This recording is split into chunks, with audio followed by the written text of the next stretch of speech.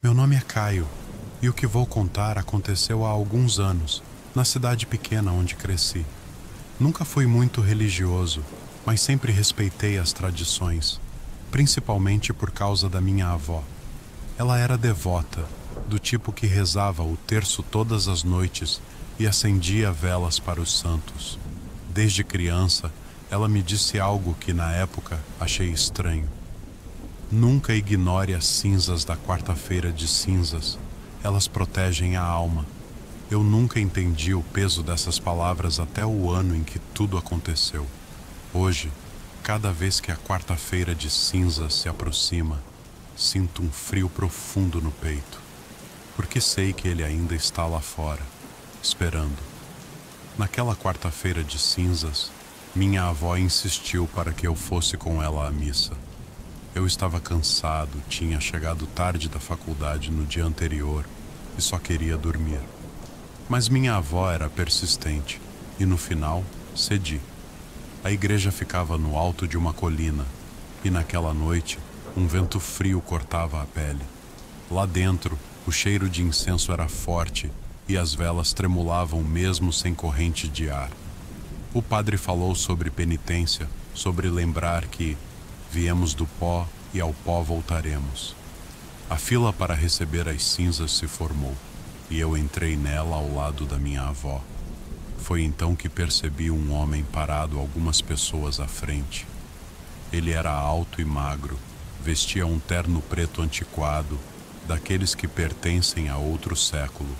Sua pele era absurdamente pálida, quase cinzenta, como se estivesse coberta por uma camada fina de pó.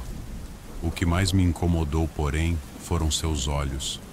Eram fundos demais, e quando ele virou o rosto, tive a impressão de que algo dentro dele estava errado.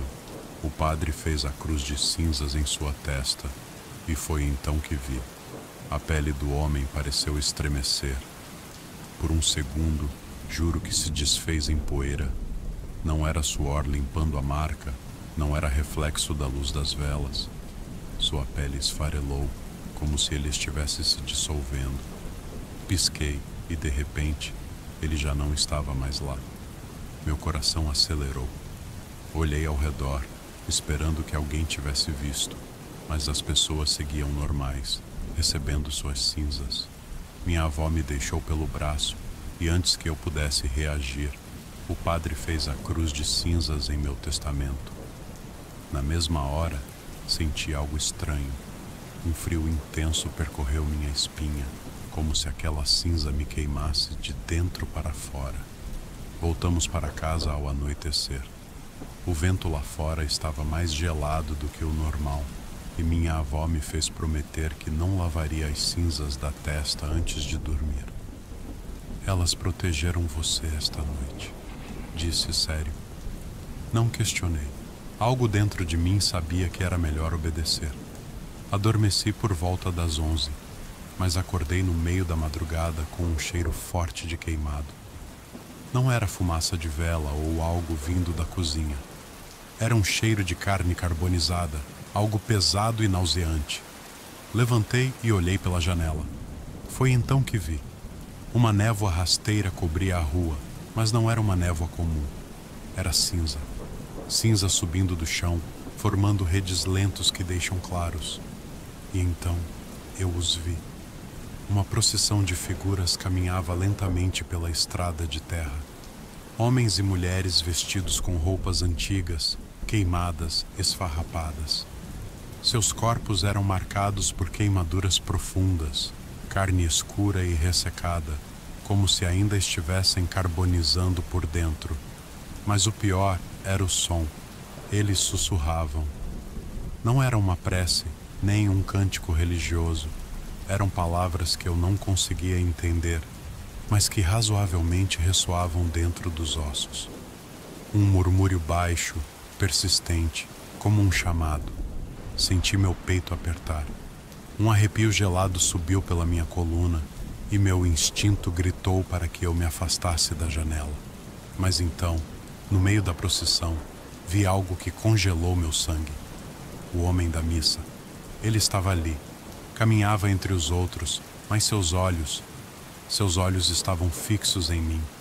Quando eu vi, ele parou, e então, lentamente, atraiu um dedo e indicado para mim. Na mesma hora, senti uma pressão absurda sobre meu peito. Meu corpo ficou pesado e, por um instante, tive certeza de que algo estava me puxando. Algo dentro de mim tentando sair, tentando responder ao chamado. Foi quando minha avó surgiu atrás de mim. Com uma firmeza assustadora, ela pressionou confiança contra minha testa, reforçando a cruz de cinzas. O efeito foi imediato. O homem se encolheu, recuando para a escuridão. Toda a procissão parou. Os sussurros mais altos, frenéticos. Então, num instante, toda a névoa de cinzas foi açucarada para dentro da terra. Eu desmaiei ali mesmo. Na manhã seguinte, acordei na cama, com minha avó sentada ao meu lado. Ela segurava um rosário, os olhos cansados, mas aliviados. Eles quase te levaram, disse em voz baixa. Perguntei quem eram. Ela respirou fundo antes de responder. São os queimados, almas de pecadores que morreram pelo fogo, mas cujos pecados os impedem de descansar. Na quarta-feira de cinzas, eles caminharam entre os vivos, buscando companhia. E o homem da missa? Minha avó ficou em silêncio por um momento, depois murmurou. Ele já respondeu você.